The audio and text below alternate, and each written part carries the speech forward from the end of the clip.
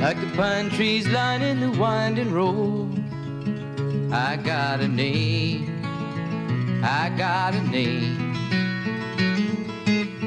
Like the singing bird and the croaking toad, I got a name, I got a name. And I carry it with me like my daddy did, but I'm living the dream that he kept hid. Moving me down the highway, rolling me down the highway, moving ahead so life won't pass me by.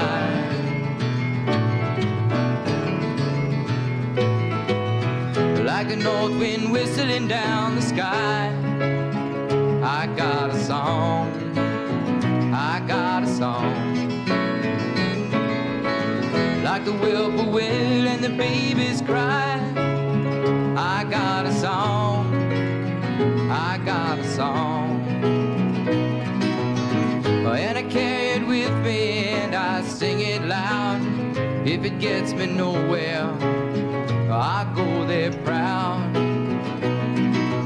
Moving me down the highway, rolling me down the highway, moving ahead so life won't pass me by.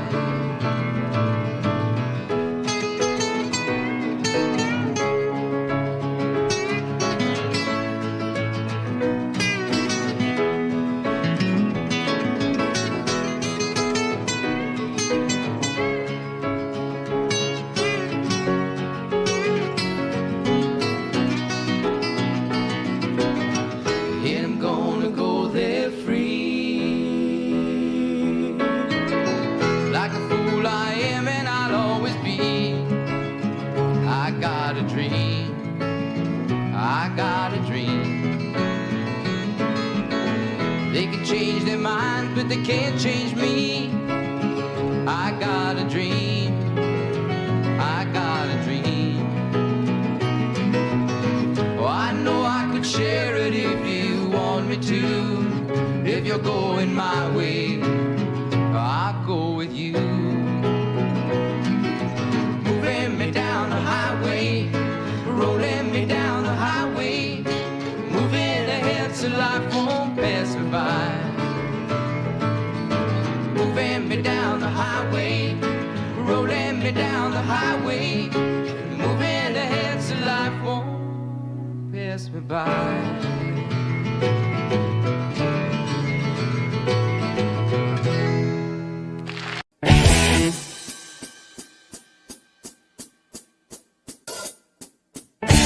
Almost heaven, West Virginia, Blue Ridge Mountains, Shenandoah River. Life is older than the trees, mountains blowing like a breeze. Oh, Lord, yeah.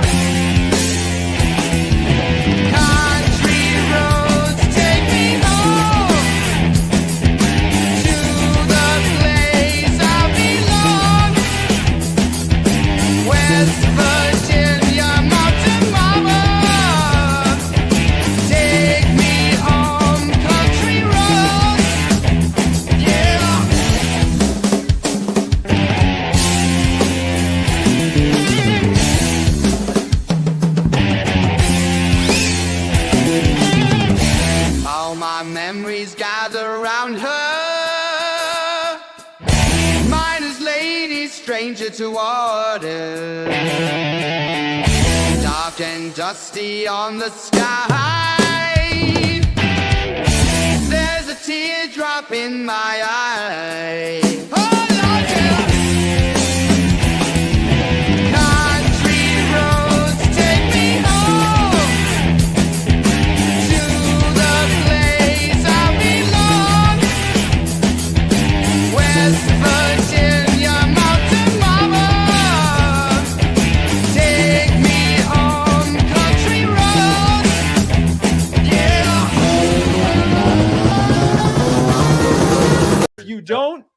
If you don't subscribe to Phantom Facts Society, then don't talk to me or my son.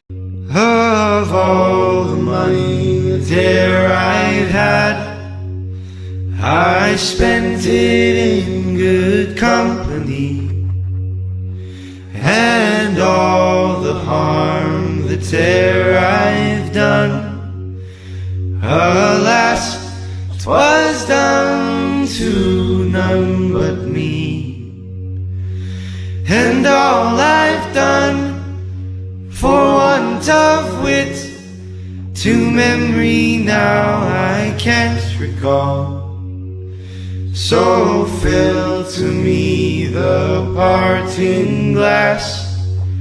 Good night, and joy be with you all. Of all the comrades that there I've had, they're sorry for my going away. And all the sweethearts that there I've had, they wish me one more day to stay. But since it falls unto my lot that I should rise and you should not. Broadcasting live from the Free Speech Studios.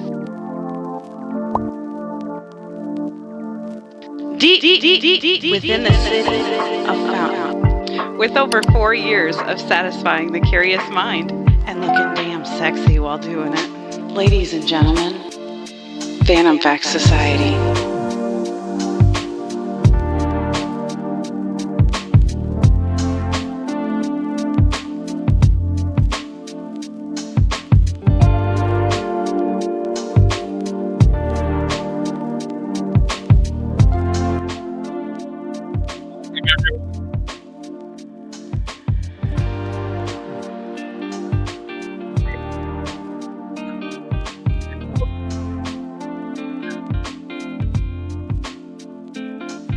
Yes, Cohen.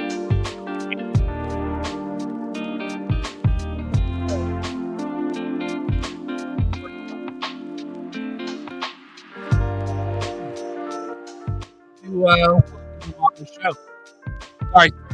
What happened? Sorry, Spike. Had to let it breathe a little bit, you know. Yeah. I'm not sure if this was for everyone or just for me, but I can only now hear you. When the music was still playing, I couldn't hear your voice. That's horrible.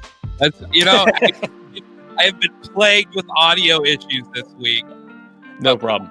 We're hoping to end it at some point. A dear friend once told me that you're not a real libertarian unless your podcast has audio visual issues. So it's welcome aboard. You know, we could go months without anything, and then we'll have 2 straight episodes of just, and of course, they're the most important episodes with great interviews with amazing people, and I somehow And they're live. Well, I like to, yeah, exactly, and I like to blame, the government or someone other than my ignorance in working. No, definitely.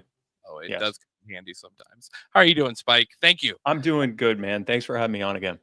No, we definitely appreciate it. We've been following you in Georgia, and probably one of the most exciting victories for you are the power.net. As of late, I mean, you've had a lot of victories. I mean, what are you what's your average here? 100%? In the last year, our success rate has been 100%. When we first started, I was like, our success rate's over 70%. And then I looked at it and I'm like, well, actually it's over 80%. And then at some point I'm like, actually it's over 90%. And most recently, within the last year, it has been exactly 100%. We've won every single cause that we have taken on and gone public with. We have had at least some partial victory in it, and not only that, but I would say it's more than 100%, because, for example, when we found out about the Hernandez family, not only are we winning for them, but this brought many more families out of the woodwork to let us know about what they were going through, and ultimately it led to the growing public opinion in Georgia and around the country that this needed to change, which led to the victories we just had in Georgia, both at DFACS and at the state capitol in their legislature. So yes, exactly. Technical difficulties. You're not a real libertarian podcaster if you don't have some rough stuff here and there. But no, so I would say not only are we winning, but it's bringing out more people who feel empowered to come forward with their story and also fight back, not just by themselves, but with the help of You Are the Power and this community of people that we're building to fight against this. So it's been incredible. Are you on 3-year mark now? We're coming up on our 3-year anniversary. We officially launched in May of 22. Now, we had been around as sort of a proof of concept for not quite a year before that. We had taken on some test causes to see if this would even work. Before I launched an actual 501c nonprofit and start asking for donations and asking people to get involved and invested and hiring people and all of that, I wanted to make sure this idea actually had some legs to it. So we, with a very shoestring budget of basically our own money and a handful of causes that we kind of picked for testing, we had a pretty good, roughly 70% success rate, and that was enough for us to move forward. But yeah, we officially launched 3 years ago in May. Let's start a little before that, because I watch you on some interviews of inferior quality to this one, and they always introduce you as a libertarian vice presidential candidate. Yes. And let's start there. You get swept up. You're sort of in this, I don't want to say, a libertarian troll community, but you're in a community of libertarian. Libertarian trolls. Yeah. No, no, that was correct. Well, we're honest here at Fan of Facts. But it grew into something much more beautiful, and it grew with the internet too, I think, because these people started spreading this idea of libertarianism where 5-10 years ago I had never heard of it, and it was slowly introduced, and so now you get, because I think they pick. How does it work? The Libertarian Party, they pick the vice president candidate, or who picks? Oh yeah, yeah. No, if it had been up to our presidential nominee, I would not have been the vice presidential nominee. Our delegates pick them completely separate from one another. So yeah. Okay. All right. Yeah. So they picked Spike Cohen to keep her in check, obviously. But and so now to be fair to her, I had kind of become the consensus candidate months prior, so I don't think it really had much to do with or against Joe. But yes, that's some may have said that. Yeah. What I found interesting though was you go through this whole, this is a whole process inside a political party. Yeah. And I don't know if you had ever experienced something like that before. Nothing. I'd never run for anything in my life. What was your takeaway from it? When you look back on it now.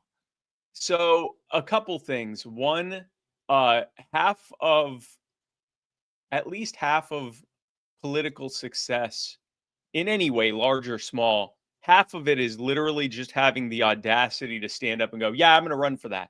That's a big part of it, because I noticed very early on, I'm running, and not only am I running, I'm running with Vermin Supreme as my proposed running mate. So my proposed running mate, and again, the delegates they chose to pick Joe instead of Vermin, but I'm running with him. And, he's got a boot on his head, and we're talking about ponies and mandatory toothbrushing and all that. Now, I also had serious things that I talked about, but I was coming in on that energy, and people immediately were giving me, just because I was running, I was being treated at these conventions by strangers with a certain level of, I don't want to say presumption that I knew what I was talking about, but maybe presumption's the right word. It was like they assumed that I at least knew what I was talking about. And again, these are libertarians. These are pretty politically astute people. And I realized, I'm like, wow, it really is just the initial part of it is just the nerve to say, yeah, I'm going to run for this. And yes, I had to then back it up with actually demonstrating that I knew what I was talking about and that I had a vision that they liked and all of that. But I and maybe I looked at it the wrong way. I expected that I'd have a high threshold to cross for people to even take seriously the fact that I was running, especially because I was coming in as this sort of like borderline satirical candidate running alongside an actual satirical candidate. And no, it turned out people were like, okay, well, let's hear what he has to say. And I was like, okay, so that was the first thing I learned is for a lot of people out there that get imposter syndrome and they're like, I don't know if people will take me seriously. Do it. Go ahead and do it. Don't just lean on the fact that you're doing it. Get better, learn from your failures and all of that.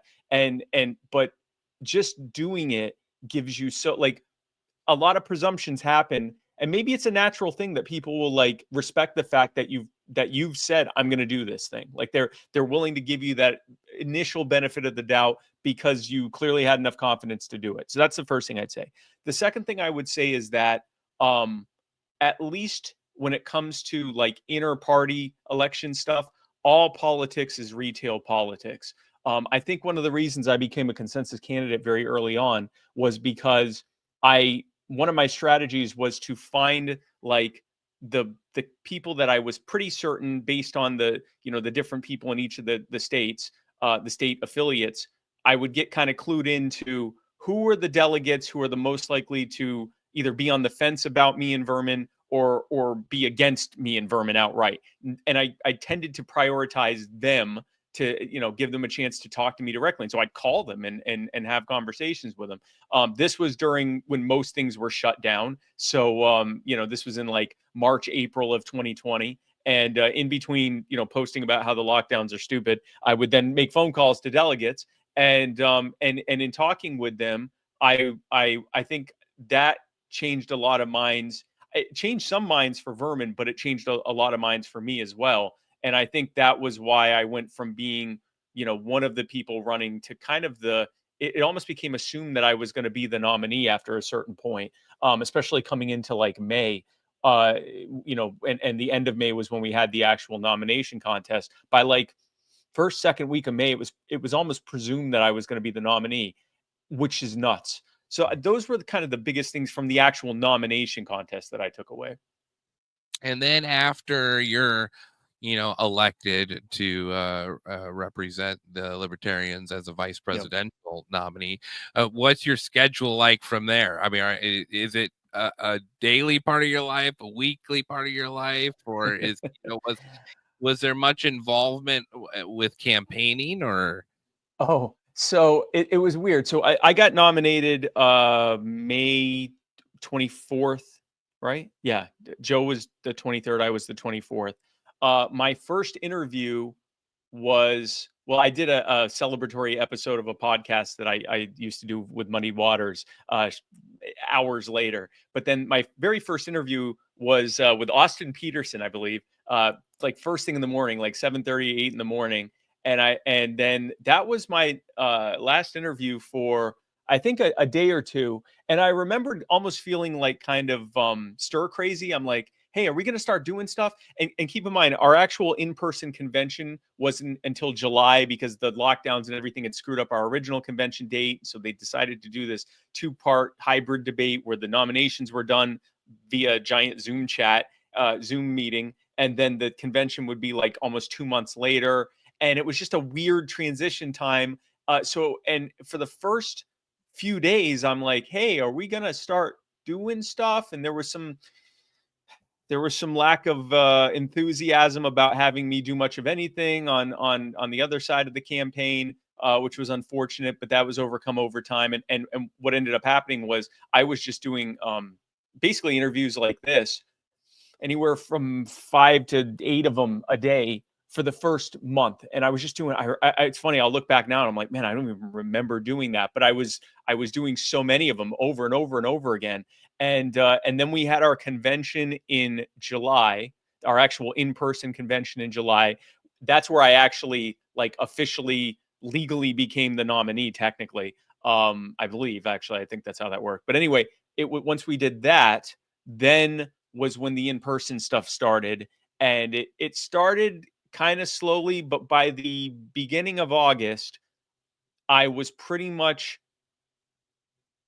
away more than I was home. By September, I was away for about 10 days for every 1 day I was home. And then towards the end of September, when Joe kind of went back full time to being a professor and they had to have me start filling in for some of her bigger events as well, I basically just wasn't home for like a month.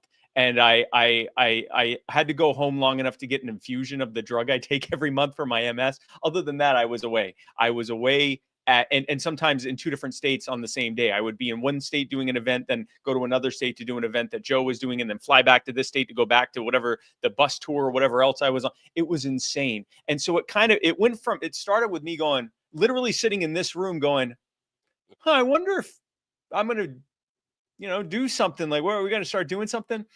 And it just kind of dripped its way until eventually it was me like feeling like I was playing some crazy endless game of Amazing Race, where it was like, you got to go here and do 3 interviews, and you got to go over here and meet with donors, and then you got to go and jump on this thing to thank all the people that are doing the volunteer text messaging and phone calls, and then you got to do this quick video that we're putting up on social media, and then you're doing this event, and you're going to do this interview, and and it would literally be from, sometimes if I was on the West Coast and had to do a drive time radio interview on the East Coast, that means waking up at like 2:30 or 3 in the morning to do that, probably on my way to my first flight of the day, and doing stuff all through the day until 10, 11, 12 at night the next night, waking up anywhere from 2 to 4 hours later, doing it all over again, and just literally doing it on nothing but I guess fumes and just the pure like enjoyment of the fact that I had this opportunity to talk about libertarianism 22 hours a day to a lot of people that wanted to hear it. That drove me. That and the team that I had, and the fact that that Tasha was so supportive, and one of my best friends, LaQuinn, was with me the whole time. He was like my I guess my assistant or right hand man, and all of that is what literally kept the fact that I didn't sleep right for like 3 months. It kept me going. I loved it. What were your parents thinking at this time? Oh, they were thrilled. Yeah, my parents were super happy. My dad was incredibly supportive. My mom was incredibly supportive. It's funny. Well, this part's not funny, but the story I'm going to recollect is funny. My dad actually passed away earlier this year. That's the part that's not funny. And we had his funeral last month, and I talked. I spoke during his funeral, and I talked about how Dad was, in many ways, he was like my biggest fan. And I talked about how when I got the nomination, he started going and telling everyone he could. He called everyone he knew. And you got to, I'm a libertarian. You got to vote for Spike Cohen. He's going to fix all this. And libertarian, I'm a libertarian. Harvey Cohen was not a libertarian by any stretch of the imagination. Was Harvey Cohen a libertarian? Harvey Cohen would have been one of the most vociferous Donald Trump supporters in 2020 if it were not for the fact that his son was running for vice president, and he just did a complete one. It's like, no, Trump's terrible, Biden's terrible. You got to vote for the Spike Cohen guy. You got to vote for him. Libertarian, it's the best. And so they were great. My mom was equally supportive. They pretty much everyone. And I had a couple friends who said, I'm not going to vote for you, but I'm really happy that you're doing this. Other than that, it was, there wasn't really anyone that was like, oh my gosh, I can't believe you're doing this. You're dead to me or anything like that. Or, well, I mean, it just happens. It happened rather quickly, I mean, it's a lot to process within a short amount of time. It's like one day you're saying something on Twitter, and then, 3 months later you're accepting the nomination for vice president, or, whatever the time frame was in between. Well, I remember a month after Election Day. And also, by the way, I thought that was, I guess, maybe the third thing I learned from this. I knew I wanted to do something after Election Day. And I thought, you know what? If nothing else, I had an incredible opportunity. I met some great people. I'm sure I'll be able to build something from this. Maybe someone will care about my opinion afterwards. But I imagine, it seems like with libertarian nominees, they kind of get put away afterwards. And it's like, okay, yeah, thank you so much. Maybe 4 years from now, we'll talk again. Otherwise, just don't, whatever. And what was crazy was I was getting as many phone calls and text messages the day after, the week after, as I was during the most heated part of the campaign. And I'm like, had Kennedy's people reaching out to me and stuff. And it was like, oh, so this has legs. So that was a weird thing. But it was funny in December of 2020, when like on my Facebook memories, the anniversary of when I announced I was running for the nomination, which is when, no one even knew. Only maybe a dozen people before that knew I was running for the nomination. And I went, wow, that was a year ago. All of this insanity, the last 10 years of my life happened in this 1 year. Pretty crazy. What were people? You said people were calling you the day after. Like what were they? What were they calling you about? Like what were Oh, the? I mean, it was all sorts of stuff. It was a lot of people just, hey, thanks for what you did, or I want to be a part of what you're doing. A lot of I want to be a part of what you're doing next. A lot of people asking if I'd like to run for whatever the next race was, and I'm like, yeah, like running for stuff in 21 and 22. I'm like, no, I'm definitely not doing. I'm pretty well sure I'm not doing that. I'm certainly not committing to it before Christmas of the year I just ran for. Actually, at that point, before Thanksgiving of the year that I just got lost about a month of sleep. And people, a lot of people like, let me know what you're doing next, which was really cool because a lot of those are the people that are now heavily involved in You Are the Power, and have been incredibly supportive of it. Yeah, I was curious as to your transition from this moment you have in politics, Yeah. and then it leads to now, and I'm dead serious, Spike. For years, and I know there have been minor, they're not minor. There's been advancements Oh yeah. against what's been going on with mismanagement by public officials, and especially by CPS. But this is the first time I've ever seen, any serious legislative change Yeah. done. This is Yeah. this is a this is a big deal, and so It's I'm here. You go from this vice presidential candidate for a party that wasn't going to win, to now this huge win in Georgia. And yeah. how does this process happen? It's been a cumulative buildup of getting people on board with not just the principle behind what we're doing, which is that we have to demand that we be treated as individual human beings. We cannot be treated as political opportunities or political obstacles. We can't be treated as funding mechanisms. We can't be treated as obstacles or something that's in the way or something to be exploited or used. We have to be treated as people. And if we demand that we are treated as people, then things like stealing people's houses because you'd like to take their house and you're in a position to twist your interpretation of zoning or eminent domain to steal their house or their small business, that won't happen. Stealing someone's kid because that's how you get your funding through the Social Security Administration and through your state funding mechanisms, that won't happen. These things don't happen if we consistently demand that we're treated with human respect. Not only spreading that principle, not only onboarding people to that actual principle, but giving them something actionable to do about it. So a lot of times people we talk a lot in libertarian circles about we need to educate people. Like we need to educate them. We need them to learn and understand libertarianism because that's how the kind of often neuroatypical people that are attracted to the current prevailing methods of spreading libertarianism got attracted to libertarianism. We adopted the principle, and as the principles behind libertarianism, and as we worked our way up that knowledge chain, we eventually reached a point where we said, I want to do something about this.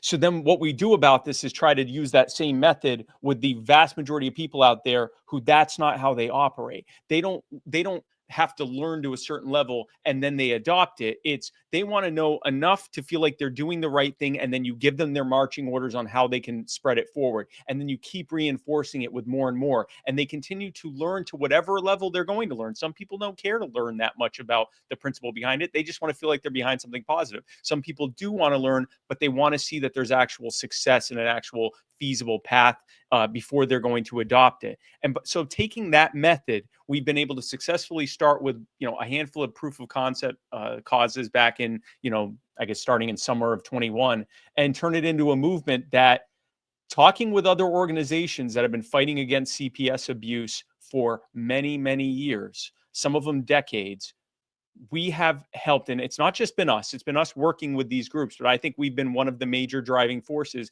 behind some of the biggest changes that I think have ever happened in this realm of policy. And it's especially difficult what we're doing because it's the intersection of how they get their funding and people tending to, when they hear about something related to child abuse, they don't want to get involved in that because Let's it sounds it's Yeah, like, great. I don't know, maybe they did it. And so it's been an uphill battle, and we've crossed that Rubicon. And now that we've had this major, and we'll talk about the specifics of what that success is, but now that we've had that success, we now have the beginning for model legislation to start shopping out to some of the other really troublesome states when it comes to CPS.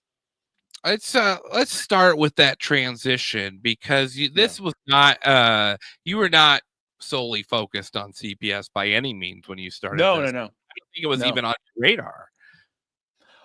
It's starting off, it was not on our radar, and even now, it is definitely de facto our main focus. But I mean, we helped Rebecca Massey get her charges dropped when she was arrested for speaking in front of her city council. That helped lead to her the mayor that had her arrested and the city attorney resigning. She's on the warpath now, and she's actually now our Western regional organizer as well, for You Were the Power. We've done other things along the way, but those have almost been, and I hate to say it like this, but for the last year anyway, those have almost been side quests on what has taken up the bulk of our time, which has been this. And this is something that I think is going to turn into a multi-state issue and eventually potentially federal. We may be able to fix the Social Security funding mechanism that started this whole mess in the first place. But no, so the transition, going back to the campaign, even actually going before the campaign, I was born in 1980. No, I'm not going to go that far. Even before the campaign, I knew that I was a baby. Yeah. So, oh yes. In 1974, my parents got married, and after many years of trying hard, no, so that's all true, but that doesn't. Not sure how relevant. Well, I guess it's relevant because I'm here. But interview there with your story. I'm going to fast forward slightly. Even before the campaign, I realized that the problem with libertarianism was it was libertarians trying to spread it. And by that, I mean, and I'm putting myself in this category, we are the kind of, if you look at things as a bell curve, we're sort of at the beginning of that bell curve of like the earliest adopters, the people that come up with ideas. We're idea driven. We'll hear a heart-wrenching story, and it might even affect us emotionally, but we're not going, oh my gosh, this is the worst thing ever, someone has to do something about this. We're sitting there going, why did that happen? And so it's why, like, when COVID happened, yes, many of us had a very understandably, emotional response or a concerned response about this, deadly disease. But we were also sitting there going, hey, how did this happen? Why did it look like China was trying to cover it up? And why are they saying we need to stay in our houses? How on earth is that going to be an effective way to deal with this when everyone else is still panicking? And so and even before that, I realized that most people are more driven by seeking consensus and by their own emotions and intuition than they are by this sort of cerebral attempt to try to figure things out. And I thought we have to figure out a way to cross that divide and connect people in a way that connects with them emotionally and gets them to want to get involved. During the campaign, I had a handful of times that I had people come to my events and tell me about something that was happening to them in their local area. Usually like their city was coming after them for staying open during the lockdowns, or, they had been wrongfully accused and wrongfully arrested for something. And I would say, that's terrible, but I'm running for a federal office. Let me see if I can find a local libertarian that helped put this event together that can help you. And I try to line them up and I'd say, hey, listen, if you can make something out of this, let me know and I'll help share it on my social media. And after the fact, we saw that some of those causes that we talked about that were auxiliary to our actual campaign got a lot of engagement and a lot of follow through. And it kept those libertarians excited that, every 4 years they get together to try to help our nominee, and they are always complaining that we don't give them more to do. This actually gave them something to do. That led to me saying, you know what? I've already got a cool catchphrase, you were the power. Let's see if we can actually turn that into a thing. And that's what led to the kind of proof of concept phase, where we took on a handful of test causes to see if they'd work, and most of them did. And then that led to creating the nonprofit and everything else that's come with that. But it's been kind of I always did it from the approach of, and I also was very open to changes. I originally thought we were going to be a lot more involved in the election side of it. We actually formed a PAC at one point because we thought, we might get involved with, primarying people if they don't go along with what we're doing or whatever. And very early on, like that same year in 22, we realized we don't want to be involved in the election side of this at all. We want to hyper focus on the individual people, elected or not, that are doing this, and apply so much public pressure on them to do the right thing and back off and not do whatever terrible thing they're doing, that it doesn't matter who they are individually. It doesn't matter what political party they're a part of. It doesn't matter whatever political or personal considerations led to them doing this in the first place. They back off because they just know everyone's watching them, and they don't want people to be watching them do this terrible thing and calling them out for it. And that has been so wildly successful, because when people try to go, yeah, well, the person who ran against him was a liberal Democrat or a conservative Republican. We're like, yeah, we don't care about that at all. Like we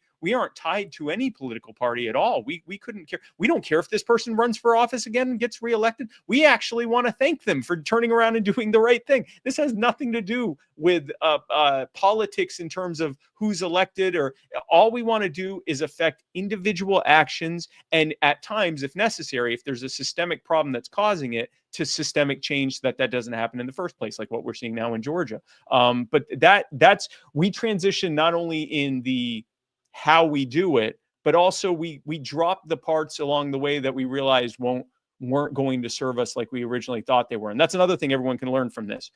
If you're starting with a new idea, especially if it's something that no one else has really tried, be prepared for certain things that you might have thought were going to be some of the most crucial, important parts, turning out to either be not that important or downright detrimental to your overall cause. And be prepared to be agile and to make those changes. If we had stuck to our original model, I don't think we would have been successful and nearly as successful as we've been. Your process in Georgia, I think it just started. What family did it start with?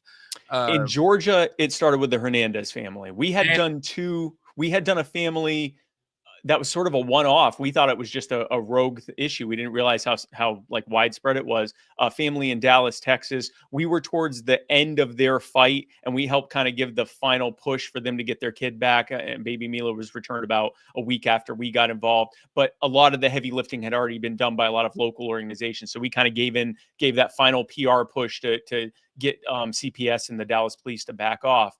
And then it was about another year until we heard about the Hernandez family in, what was it, August or September of 23.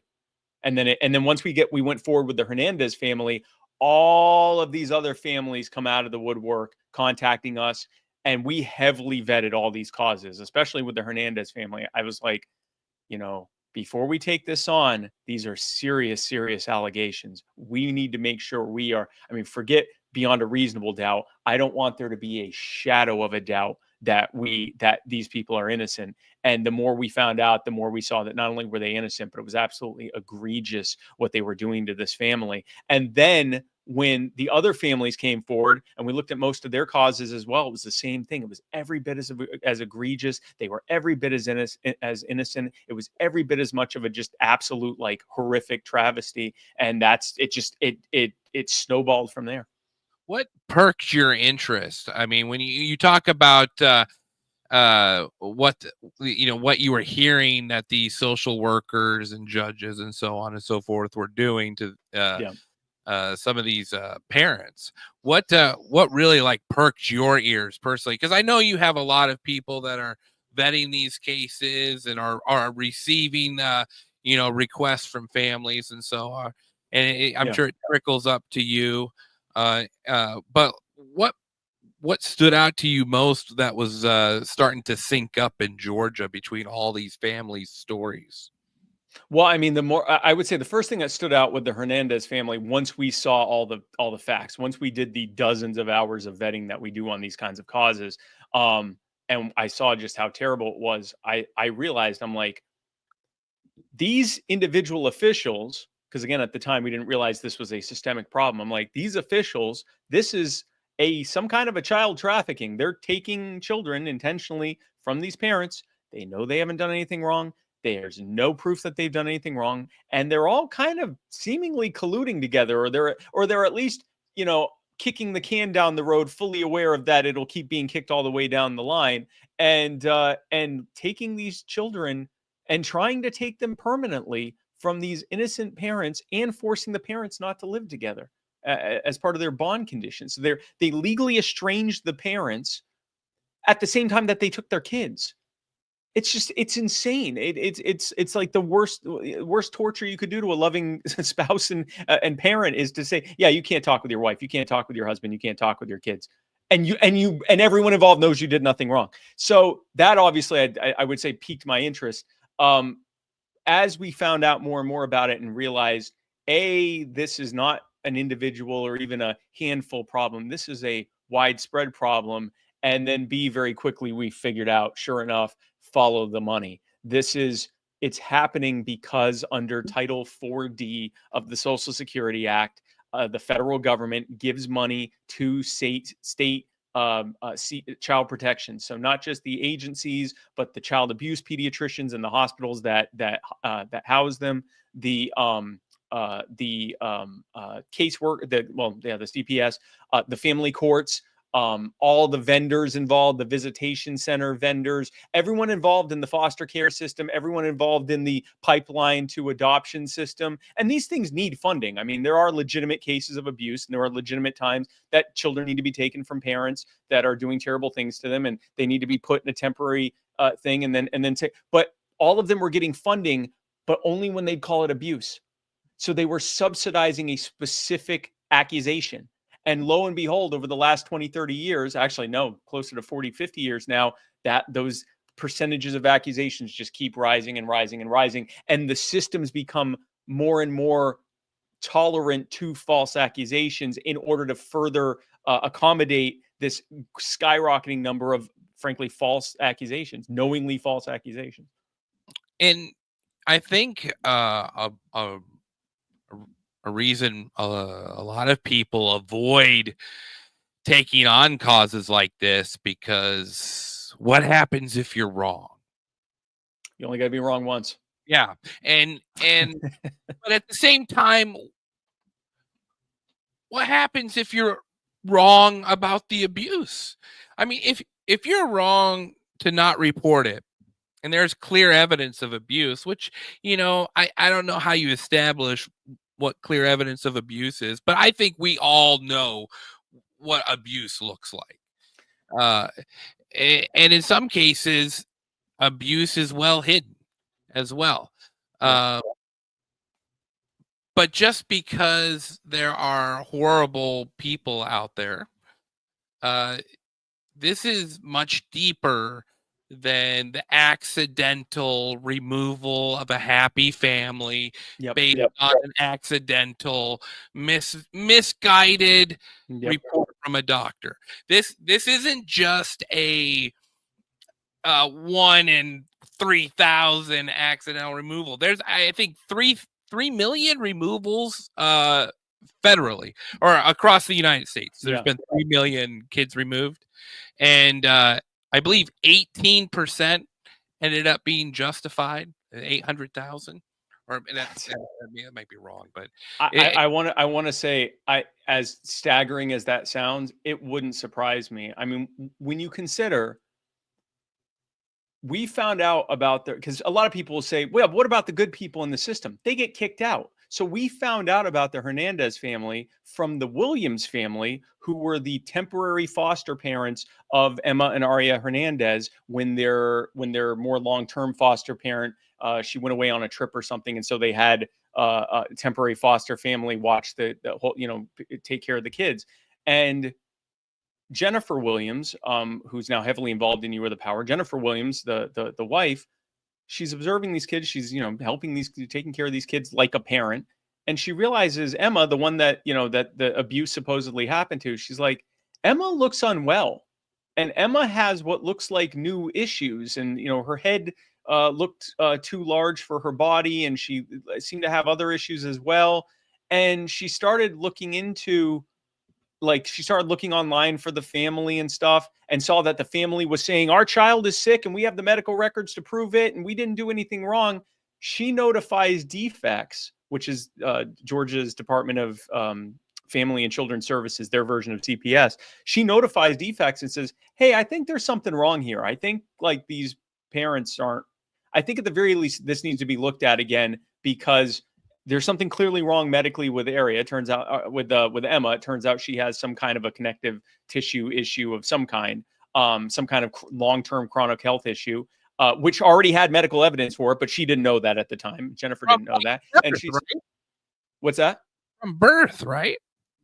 Yeah, from birth. And it manifested very early on. But anyway, so she's telling these, the defects, hey, I think you guys want to look into this again. I think this might have gone under the radar. I don't think they did anything wrong. Defect's response was to say your 13 years of service are no longer needed. We've been had memos leaked to us from defects that made it very, and had former defects employees reach out to us and make it clear that they were told you have a threshold, you have a quota of abuse, new abuse cases every month, every quarter, whatever. And if you don't meet them, you are up for review and possibly firing. So it was made clear, if you want to be a part of this system, you have to maximize the number of abuse cases you're taking on by hook or by crook. And of course, the implied there is, and so if they're not really abuse, make them abuse, make it happen, because that's how we get our funding. So the more we found out, the more we realized this is a huge, huge problem. And Georgia's, if not the worst offender, they're one of the worst. But this is a problem in way too many states. Do you think, as you're discovering that this is technically it's a money racket that's being ran right now, using children as their, how much was Georgia paying per kid put into the system? Oh, the exact amount. I'm personally not sure of that. I imagine our team might have those numbers, but okay. But it was based on that. Like what I do know is the funding's based on that. It's at the federal level, they get it that way. And the state kind of de facto harmonizes it, because what happens is defects goes to the legislature, that committee, the Committee on Children and Family and Children Services, which is the one that just had the major change that we just saw happen. They go to them and say, we've had this increase in abuse cases. We're taking on all these new abused kids, and we have to have places to put them, and we have to have foster families for them. And so they get more funding based on that. So that, coupled with the federal per case incentive that they're getting, is enough is what leads it towards that. Now go ahead. Oh, I was just I knew that in certain states it's like $2,000 per head. Yeah, it doesn't surprise me. And if they are diagnosed as special needs, which could be as simple as prescribing them as ADHD, then there's an additional $2,000 granted to that child. Yep. So then that child then becomes $4,000 per head per month given out. And so, of course, we don't like to believe that these people would abuse their power are these people that are working in the system, are they just so jaded, or what is causing them to, even under pressure, sort of dig in their heels? I think that the ones who, this is sort of like a type of ongoing Milgram experiment, right? It's like the ones that aren't willing to do this end up finding their way out of it. The ones who either are perfectly fine with it, have no problem, or have problems with it, but there are kids that are actually being abused, and we aren't getting enough funding, without having to take, claim these cases and so forth, and so unfortunately you got to do what you got, whatever it is that makes it okay for them to keep doing it. They sort of self-select themselves into either not being involved in it anymore, or being involved in it. And to your point, they get, X amount of money when the abuse allegation happens, whether or not it turns out to be true. They get more money if the child's put in a foster care system. They get more money if the child is then placed in permanent care. And then they get even more money if it turns out, like you were saying, special needs, or they have an ongoing health condition, which means that when they have a kid brought to them that they already know has an illness, which almost certainly explains their injury, that they already know that's like the most money they can get. All they got to do is pretend it was abuse. And it's almost like, and back to something you had said, we know what abuse looks like. We also know what it doesn't look like. It doesn't look like scared parents taking their kid to a children's hospital, sometimes in the middle of the night, and they're pacing the floor. I hope my kid's okay. And then you run tests on them, and it turns out everything's pointing to some kind of a chronic health condition, or they already have a history of a chronic health condition. It doesn't look like that. That's what a chronic health condition looks like. It doesn't look like it doesn't look like parents that are trying to get their sick kid taken care of. That's what a chronic health condition looks like, or a genetic problem, or often some of these kids, it was ongoing complications as a result of a bad delivery, or a troubled pregnancy or something like that. And so they have these issues that may resolve later in life, but at least for however many months or years, they're going to have these issues. And it's known. It's known from even before the kid was born, or shortly after the kid was born, that these issues were in place, but they get put in front of the wrong so-called child abuse pediatrician, who goes, that looks like abuse to me. And I would say that it actually, them looking for the easiest ways to get as much cases as possible, to get as much funding as possible, I think it distracts them from actual cases of abuse, which, as you said, people that are actually abusing their kids, a lot of them are probably going to try to conceal it. They're not going to take their kid to a children's hospital. They're not going to speak freely to the child abuse pediatrician. They're not going to just speak freely to the they already know like what they need to do to try to protect it. A completely innocent family that, isn't even thinking, I probably shouldn't talk to the police without an attorney present, because frankly, they didn't know that they should be talking to the police without an attorney present. But because they're like, yeah, I want to get to the bottom of this. My kid's been abused. We got to find out who did it, because it clearly wasn't me or my wife, right? And so, like, we know it's an insidious thing, but it doesn't look like that. And so, it's just going after these parents, I believe, leads to more actual abuse cases potentially going under the radar, because instead of focusing resources on rooting out real cases of abuse, they're just looking for the easiest prey to pick so they can get as many cases on the docket, so they can get as much funding as they need. I mean, you read about Stalin's quota for dissidents in the 50s and I think he died in the 60s, but the police force, if they couldn't find guys, then they became the dissidents, Yep. And obviously these social workers aren't, I don't know if they're being threatened to lose their job if they don't reach a certain amount, or what type of pressures they are. But I do know a few people in my personal life that studied to become social workers and immediately decided, after being in that position for less than a year, that it wasn't for them, which is sad, because like you said, these are actually good people that could protect kids and protect parents. We saw redacted emails that had social workers who had kids, tweens and teens, so not like young children, but like still kids, who were taken from their parents. They didn't have a foster family for them yet. They still had to take them. And so these kids were living in hotel rooms. They were living in their offices, in the workers' offices sometimes. And, we saw one, it was so heartbreaking. I think the kid was, I want to say 14 or 15. And obviously all the identifying information was redacted out, obviously. But the social worker said, it was Christmas was coming up. I think it was a holiday. I think it was Christmas. Maybe it was birthday, but I think it was Christmas.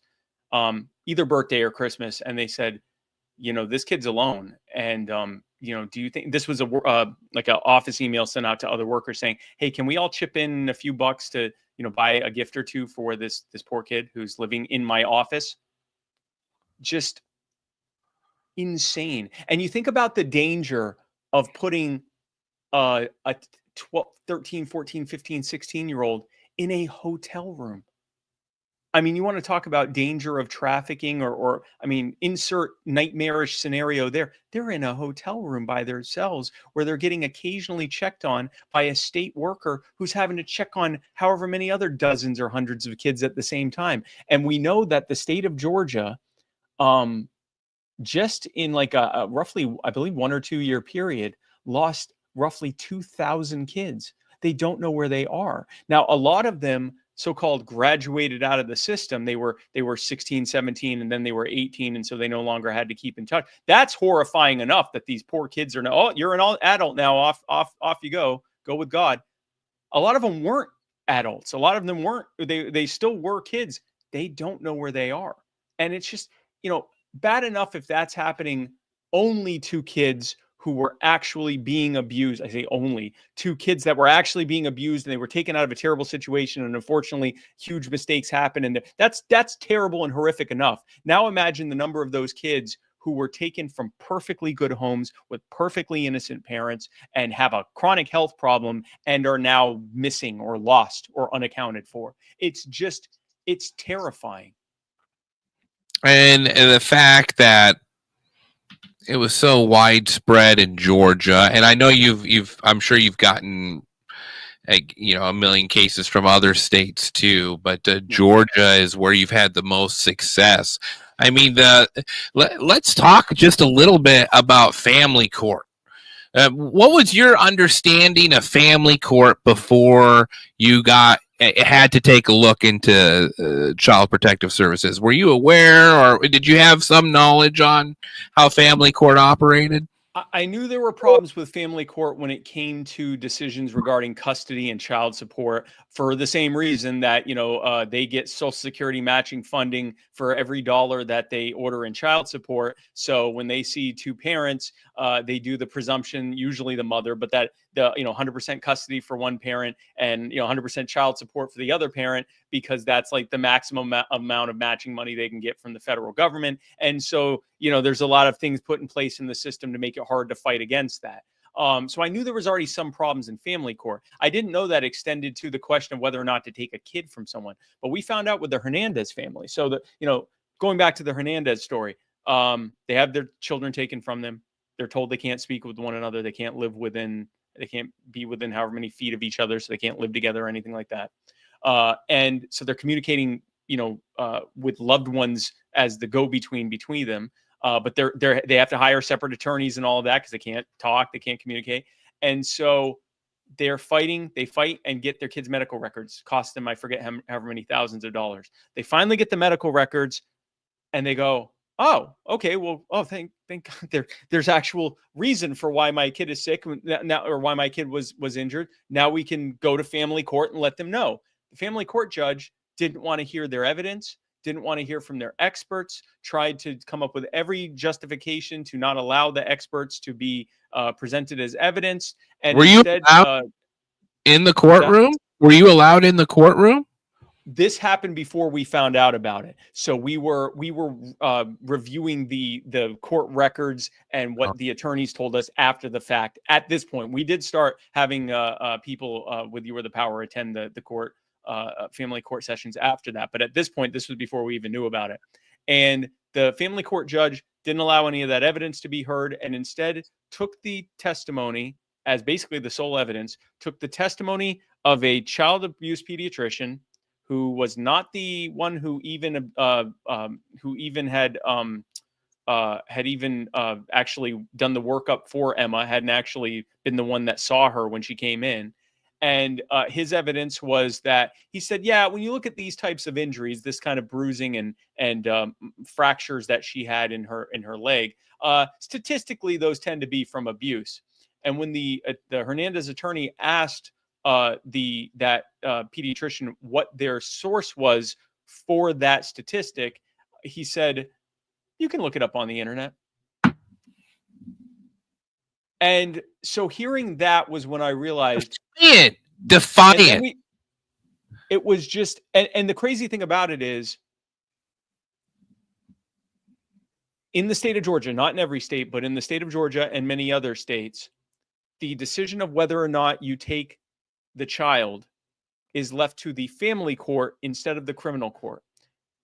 In a criminal court, where there's almost never charges might be filed to justify the move to take them, but they're almost never actually almost never actually go to trial, because there's a threshold for evidence, right? And as soon as the discovery happens, their case is blown out of the water. Like all of the evidence shows there was no abuse and an actual attempt to try to cover that up, right? So that doesn't work. But in family court, in Georgia, it's a really arbitrary decision. The judge just kind of gets to decide. And in Georgia and many other states, their justification for having the decision of whether or not to take the kids at the family court, they say, well, that's technically not punishment. We're just deciding for the child's safety. Now, if you're a parent watching this or listening to this, you can probably think of far fewer things that someone could do to you in this life that would be more punishing than to say, I'm going to take your children from you forever. And yet they don't consider it punishment. It's not considered, and not even as a temporary thing. It's one thing if they said, well, exigent circumstances, we think there might be an immediate danger to the child. So, until we can gather enough evidence to take it to criminal court, we're going to seize the child for 3 days, 6 days, whatever, some number of days to give them time to actually put a case together. Still a horrifying thing for that parent to go through, but it is a wholly temporary thing with an actual time limit. Ridge Collins was taken from his family for years. It's insane what is happening in these courts. You saying that phrase, I heard that 7 years ago. I had but the not punishment part. I thought that was one of the. You're right. That's an insane thing to tell someone, and it's and the fact that I not to quote Randy from South Park, but I thought this was America. And when when you go into the court system, I think first of all, dealing with protecting these parents from the system that is profiting off of them is already a difficult social discussion to have with a community. But then to add on this other factor behind it of purpose, this is an intentional thing that's being done to profit off of these parents. And it's amazing that you've been able to get any headway through Georgia. And what do you think was the key to success? Was it just public shame, amassed times a million, or what was the turning point to get your foot in the door? I think there were a few keys that had to be in place. Number one, we only took on causes publicly that had overwhelming 100% evidence of their 100% innocence.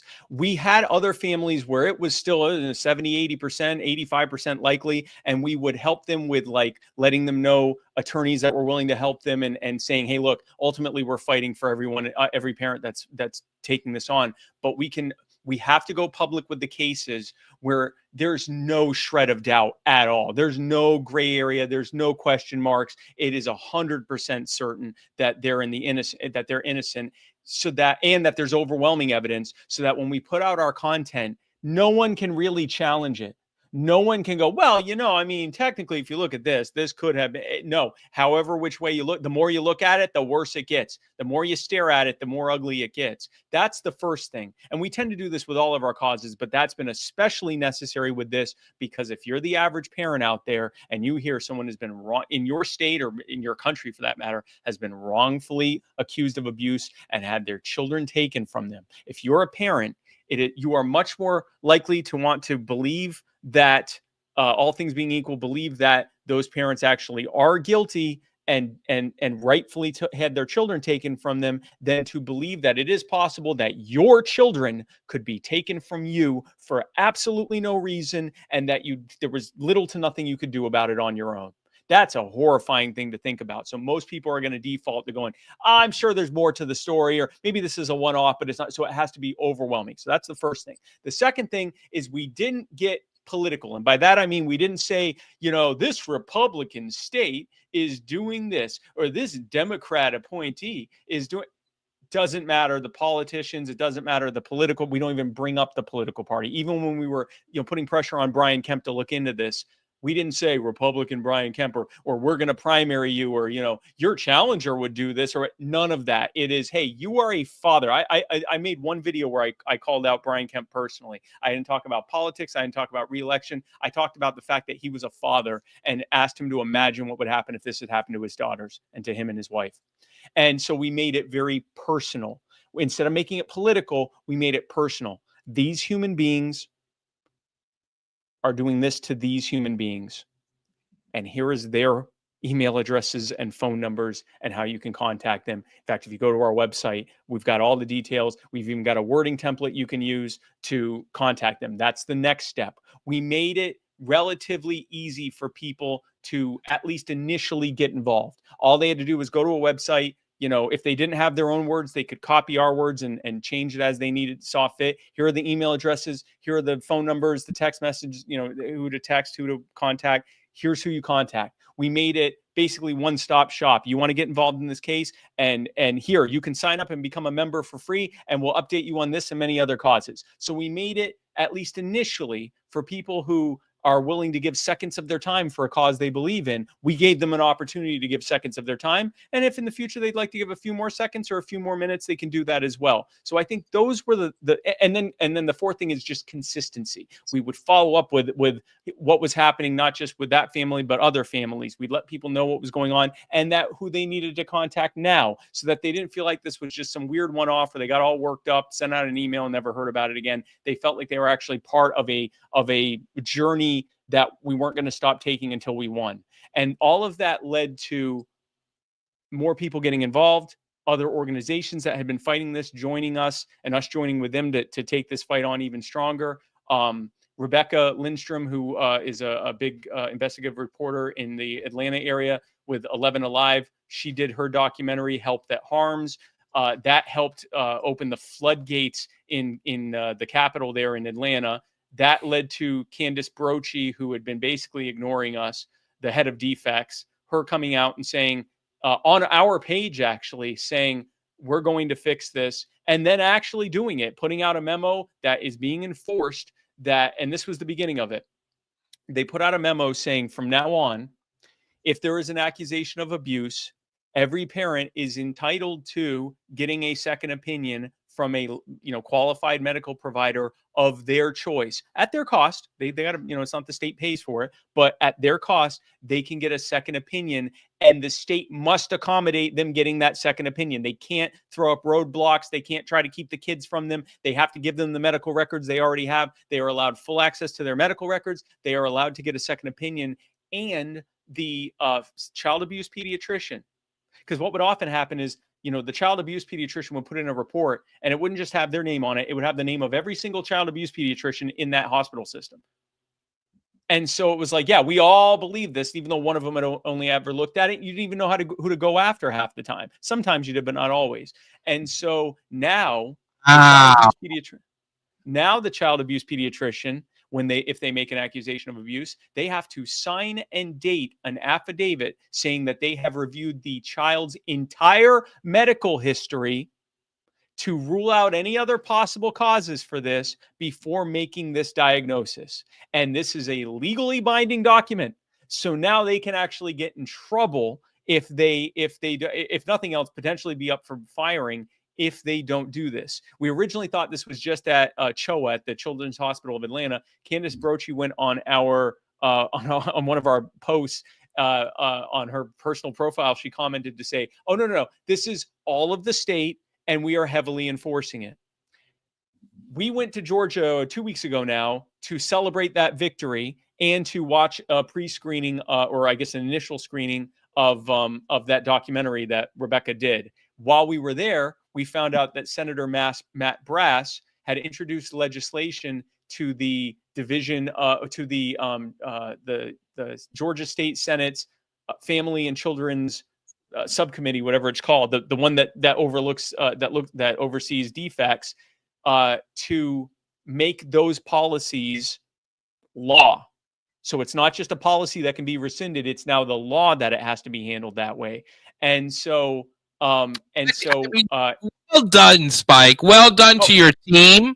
Well done to, I mean, you took a horrible situation that was going on, and you didn't just throw up your hands. You wrote it through. And your fourth point, you mentioned consistency. That's the toughest thing about these battles, is because they'll drag it on for 3-4 years. If they can get you to give up at some point, oh dear God, that's a win. So let's drag it out, and it's easy to get sucked into that, and it's easy to walk away from it after 1 year, 2 year, 3 year supporting an issue like this, and your key. And I'm sort of curious, because I know you've been very vocal as of recent about your I don't know, it was a conversion to Christianity. Is that what happened? Yeah. I became born again. Yeah. Baptism. I've not yet been baptized. That's coming very soon, but I have. I became born again. I accepted Jesus and as my Lord and personal Savior, and regularly attending church and doing all this stuff. And once the church's schedule permits, I will be getting baptized as well.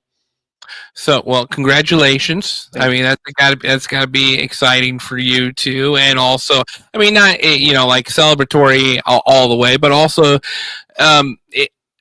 interesting tag along to this journey, because you've always, from the very first time we had you on our show, I think it was 3 years ago, right? When you started, You Are the Power. Yeah, 22. Yeah. I think it was relatively soon afterwards. And because we at Phantom Facts, we know when a big deal is going to happen. So that's why, just of course, throw it out there. Naturally. But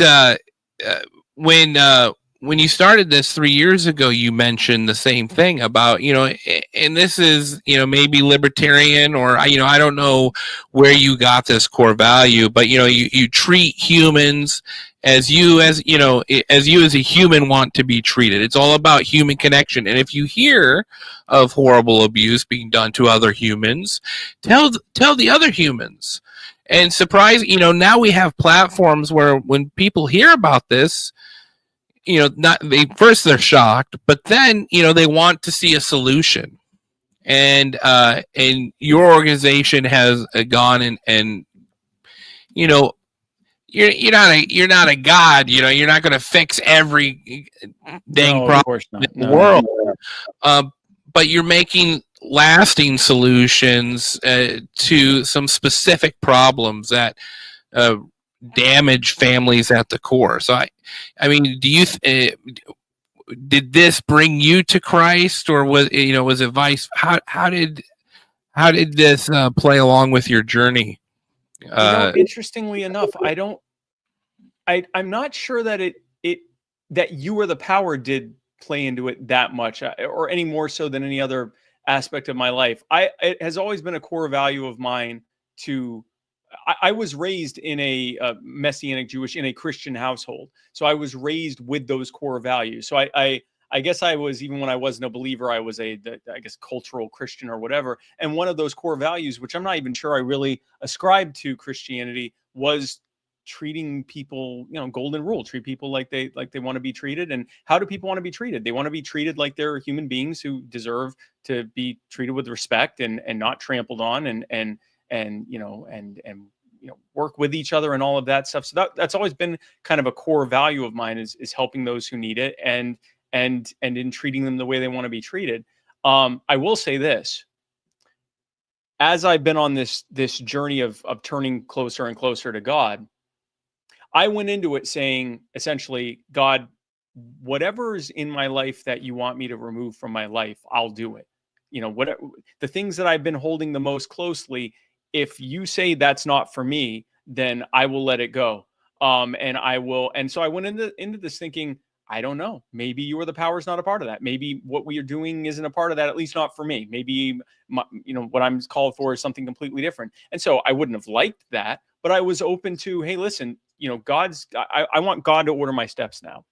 And the more that I learned, and the more I've studied scripture, and the more that I've learned about what Jesus actually called us to do, I look at what we do at You Are the Power, which You Are the Power is not a religious organization. It's not tied to any specific faith or lack thereof or anything like that. But the work that we do is very much treating our neighbor as ourselves. And that was Christ, when he said the whole of the law and the prophets is love the Lord your God with all your heart and all your might and all your soul, and love your neighbor as yourself. And that's the whole of scripture is summed up in that. And I thought, well, that is what we're doing, and that's reflected in what we do. And so I don't believe that what I do at You Are the Power is going to be or is my only service to God, but I definitely believe that is definitely a big part of my service to God's people. And if in doing so that also helps to spread his kingdom, or to spread people's knowledge of his kingdom, then all the better. Do you think that it's helped you to, I don't want to put it, rekindle this relationship because of all of the, you see a lot of bad, Spike. You hear a lot of bad. People come to you when things are bad, or they come to You Are the Power when things are bad. And of course, even Jesus, had to take a break from caring for people because he was human after all. But do you find it,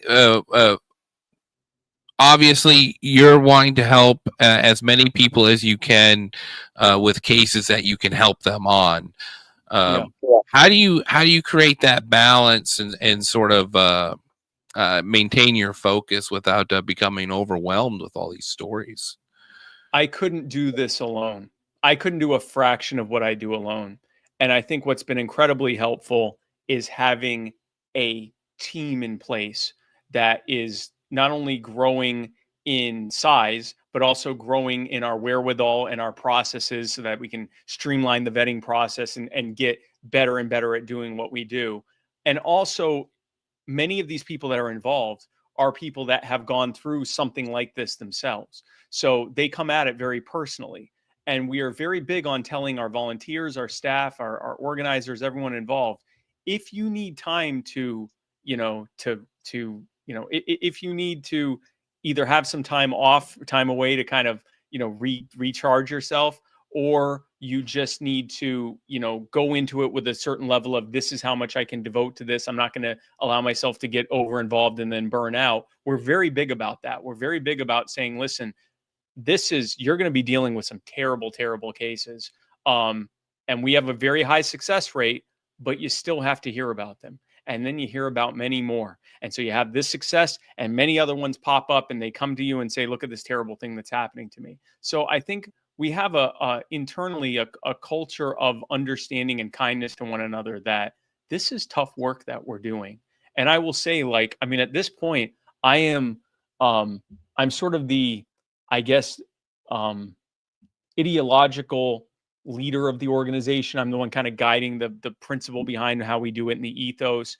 The buck ultimately stops with me. I'm making the high level decisions, and making sure that there aren't things that are going to become bigger issues to deal with in the future and stuff like that. But I have an executive director. I have a volunteer director. I have a social media director. I have a special projects director. I have multiple people involved in this, and then many volunteers helping them, and many organizers helping them at the regional and the state level. So this isn't, I at this point, I am increasingly a glorified spokesperson, and the person that maintains the high level stuff, but the day-to-day work is being done by just an incredible growing group of people. And so I always want to make it clear. That's why I say we. This is not me doing this. This isn't even me doing most of this. I had a vision. I put together a team that could carry out that vision, and I'm kind of guiding it from the top.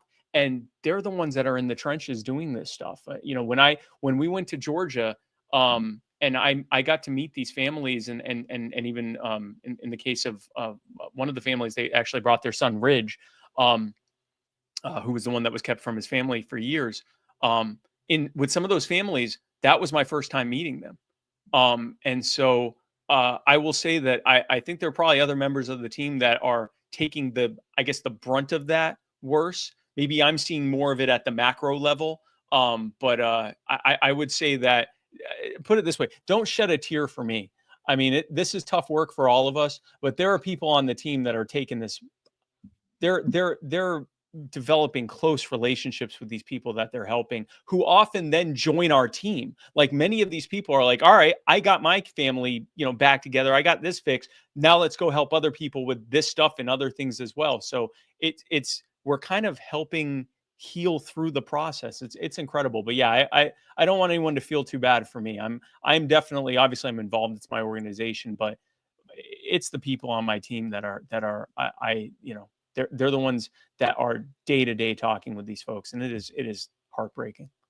And for people that want to help You Are the Power, or have special skill sets that could contribute to helping you guys out, how would they go about that?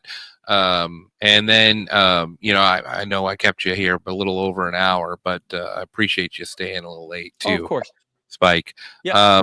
But what any last messages for people that are interested for youarethepower.net? Yeah. Go to youarethepower.net. You can become a member today. If you're able to first of all, become a member. If it's a free membership, become a free member. You can do a paid membership. It comes with some swag, and you know that you're helping towards some very real fixed costs that we have to this stuff. Like I said, we have a vetting team that spends roughly 60 hours per cause vetting this stuff. So there are some costs built into this. So if you're able to help contribute to that, that's fantastic. Most important thing, become involved as much as you can. Become a member. A member's a member. You can be as involved as you want, whether you're a free member or a Blaze member, which is our top payment tier. Whatever you're able to give in time or resources, please get involved. When you get involved, we'll reach out to you. We'll connect you with your regional organizer. If your state has a state organizer, we'll connect you with your state organizer, get you onboarded to use all of our resources. We have educational modules you can look at to help you become a more effective activist. There's all sorts of stuff that you can do. And follow us on social media. If you don't want to become a member, but you just want to help get our causes out there, follow our social media. We're at YATP Official on Facebook, on X, on YouTube, and on Threads and Instagram. We're at YATP Official, and it's You Are the Power, and you can help share our content if nothing else. If you do that, then you're one more person that's helping us get the word out and helping us find people that are being abused and mistreated and disrespected by local and state government officials, and not just letting people know so they can be mad about it, but doing something about it, fighting back, getting these people the respect and the justice that they always deserve. So if you want to be a part of that, go to youarethepower.net. Thank you so much, Spike, for coming on the show. I appreciate it so much. Once again, check youarethepower.net to see any updates. X too. I follow you guys there to see any updates. Sorry, go ahead. Sorry. I didn't give the last update. So Senator Matt Brass introduced that law that was called that was basically codified the policies that DFACS had just put in place, requiring second opinions, requiring signed affidavits and review of previous medical literature and all medical history and all of that. While we were still there in Georgia, it passed unanimously in that subcommittee and was renamed Ridge's Law after that kid, Ridge Collins, who was taken from his family, the Collins family. And then shortly after, it passed unanimously in the Senate. And it is expected to pass similarly in the House. It's actually being strengthened. There's more protections that are being put in place during the reconciliation process or during the write-up process of the bill, and it's expected to pass overwhelmingly, if not unanimously. And the governor, who for a long time tried to pretend this didn't exist, has already said he will happily sign it if it gets put on his desk. And we got the support of DFACS to do it. Everyone that used to either oppose us or ignore us is on board to have it done. And so this is once this passes, this is the beginning of model legislation to do everything else. So it's a huge, huge victory that we've had. It's a big win, Spike. Thank you for coming on, celebrating it with us. We appreciate you, man. Absolutely, and I appreciate you too, Corey. Thanks for having me on, man. That's Spike Cohen, everyone. Once again, grateful to have Spike on. And I think we'll finish out here with Tom McDonald. Give Spike a follow on X and go sign up for youarethepower.net. Thanks again to Spike Cohen. There's a man on TV at a desk in a suit. He lies through his teeth and they still call it the news. And there's a man in a white coat whose medicine kills. He loves when you're sick cause you pay for his pills. There's a man at the bank who will give you a loan so that you'll buy a house and then he'll take your home. There's a man who wants you spending your life online. Those are searching for truth but controls what you find. We'll be fine, babe, if we don't make it through. There's a man in a church who I really hope told me the truth. Said there's a man in